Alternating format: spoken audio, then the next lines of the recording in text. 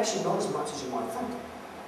Because the fact that the existence of God is improbable on one fact, the existence of evil, does not mean it's improbable overall.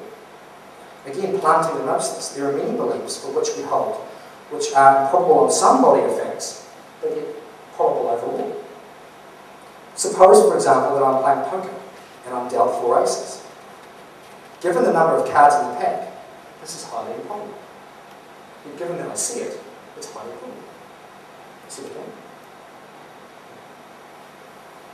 You know, and I'm rational in believing that I've been dealt 4 aces because there are other grounds on which I'm rational in accepting it.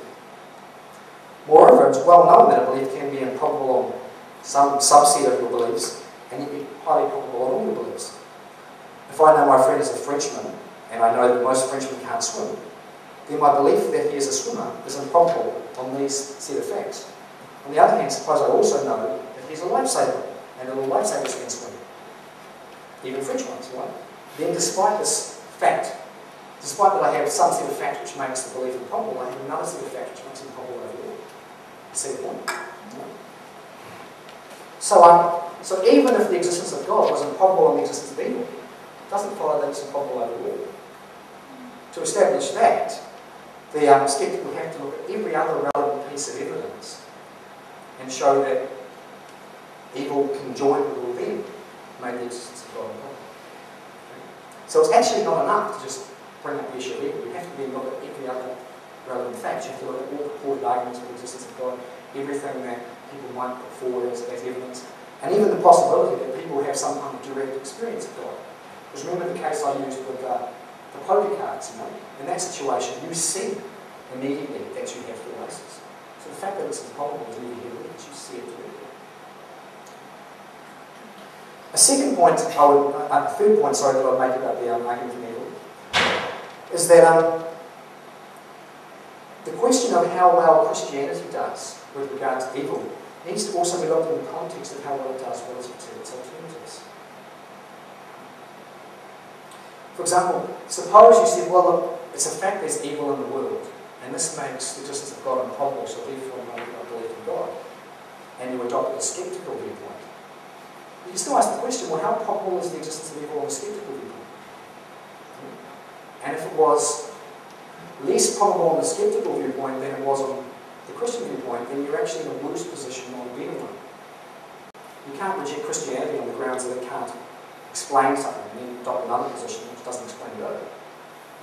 That would be the kind of arbitrary thing that Caleb was talking about. And there are some questions that have been raised about the kind of viewpoint adopted by most skeptics today. There have been some important questions that have been raised about whether you can explain evil in this viewpoint.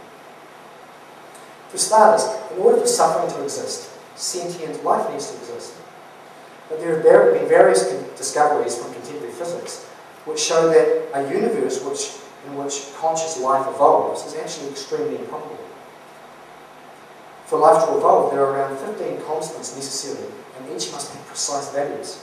And if they are off by 1 million or 1 in a million, life can't evolve. Robin Collins notes that if some of these constants have differed by 1 in 10 to the power of 60, then life couldn't evolve. So it might be that it's extremely improbable that suffering would exist if there was no God. That's what I want. A second issue that's raised about this: some forms of the worst evil that we know of involve human cruelty and wickedness. But this seems to require the existence of moral principles or laws which prohibit this kind of conduct. Now the question that can be raised, and has been raised, whether the existence of objective moral principles makes any sense on a universe composed of entirely matter, energy and chance. There's a real question in contemporary ethics about how can we actually make sense of the existence of moral principles that somehow bind us independently of our own minds in a universe where everything is matter and physics and energy and what have you. Because they don't seem to be physical things. Claiming that rape is wrong doesn't seem to be something that you can find out by studying in a laboratory or using scientific methods. When you look at the physical properties of rape, you can't see rightness and wrongness in the physical properties of rape. So it raises this question. Okay? And so there's these Now my point is not necessarily to say that these lines of inquiry are successful. It is simply to show that it is not obvious that the typical sceptical view is any more probable on the existence of evil than Christianity is. So again, why would you reject Christianity on the grounds of, oh, it's evil, it's improbable given evil, and then adopt another view, which is also improbable given evil? Remember Keller's point, that often the standards the skeptic raises for the Christian is not willing to raise for something else. So, to sum up my response to the objection to evil and suffering, there's really three points I make. First, I want to suggest that objection relies on an assumption which seems to be false. It's the idea that if God had reasons, we would obviously know about them. Second, even if evil does make the existence of improbable, it doesn't show that it's improbable overall. We would need further argument to show that. And third, even if we could do this, it doesn't necessarily show we should give up Christianity, because the alternatives might be just as bad, often worse. So, I think a lot more needs to be done by the skeptic than just to say, oh, why is there evil? The skeptic would need to show, well, firstly, if God existed, you would know what the answer was. Secondly, the existence of evil makes God improbable overall, taking into account all the evidence. And thirdly, the alternative that I propose makes much more sense of the problem. And very few skeptics who push this line of argument actually do anything. So again, this is the point Keller makes. Why buy into the argument? Why not challenge the assumptions behind it?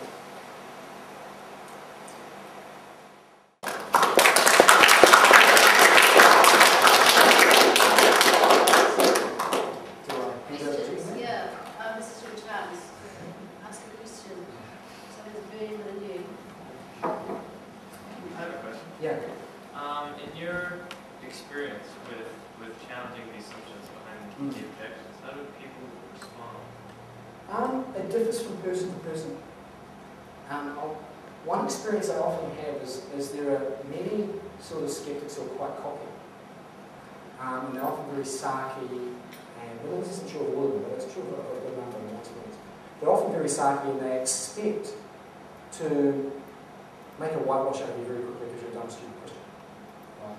So often if you start to say, hang on, there's an assumption behind it, and start raising questions against them, one of two things will happen. They'll either walk away from the discussion and discuss it, or their sarkiness will drop and we'll start having a sensible conversation. I mean, often that is what happens. Often what happens is they've just got in their mind a kind of stereotype, a kind of caricature of Christians. And when suddenly they are actually forced to think, that comes down. And so my experience is actually quite powerful. One of the things that I find Christians often mistakenly do is they accept the skeptic's terms. So they'll say, oh, try and prove God exists, and immediately they're going to say, they're trying to give some proof. And then the skeptic just sits there and is not going to try to do anything on the proofs. And what's happened is you've actually played the game, because what's happened is they've made you do all the work, made you do nothing except doubt.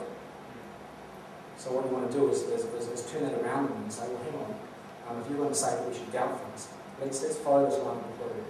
How about you doubt your doubts? And then it really gets to the heart, because now the real assumptions underlying their skepticism is being challenged, rather than you reinforcing the assumption. That's kind of my experience of it. So some people will get really sarky. Some people will say, oh, I can't believe you take it seriously. It's like, believe in this spaghetti monster or something like that, And that's kind of Richard Dawkins' approach, The Richard Dawkins' approach is that, Christianity isn't worth taking seriously, so he really does. So he spends his whole time attacking, straw men and positions that no one ever holds, and mocking them, and never actually takes it very seriously. That kind of skeptic is not what we can say. But there are others who are often behind that veneer. We'll actually step back and listen to this.